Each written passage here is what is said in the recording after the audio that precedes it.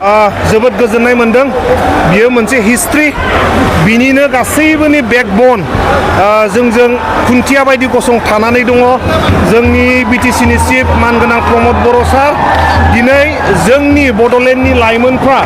जिबायदि इन्टारनेशनेल लेभेलनि मोनसे प्लेटफर्मखौ मोनदों जोङो रोजा रोजा साबायखर प्रमद बर' सारनो बावहरनांगोन आरो जोङो दिनै क्वार्टार फाइनालनि थाखाय क्वालिफाइड जाबाय जोङो बेवहाय थाद'नाय नङा जोंनि मिशना एबार ट्रफिखौ लानानै न'आव बड'लेण्डआव फैनायनिसो खामानि क्वार्टार फाइनाला जोंना क'क्राझारावनो जागोन 16 तारिखआव नाथाय सोर टीमा फैगोन बे फाइनाल जाथ'वाखै दा मोनानि गेजेराव फाइनाल जागोन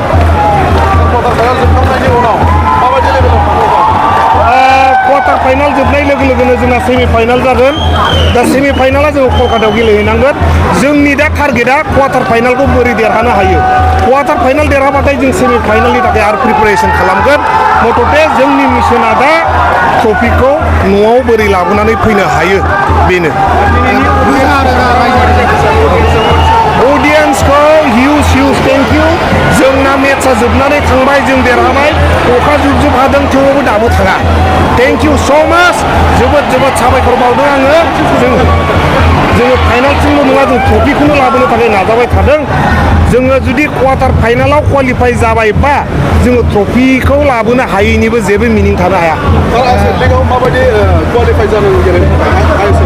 आइएसएलआव गेलेनो थाखाय बेवहाय डिफारेन्ट मोनसे स्टेज दं जेब्ला नोङो आई लीग गेलेयो आई लीगआव जुदि चेम्पियन जायोबा बे चेम्पियन टीमा जोंना आइएसएलआव सेलेक्ट जायो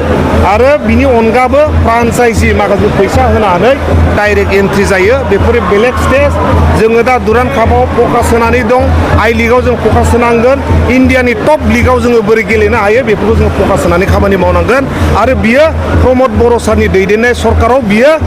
जाथावगौ नेक्स्ट मेचनि थाखाय रायजो राजा अनसायगिरिफोरनिसिम रायजो राजाफ्रा बड'लेण्डनि रायजो राजा बिथांमोनहा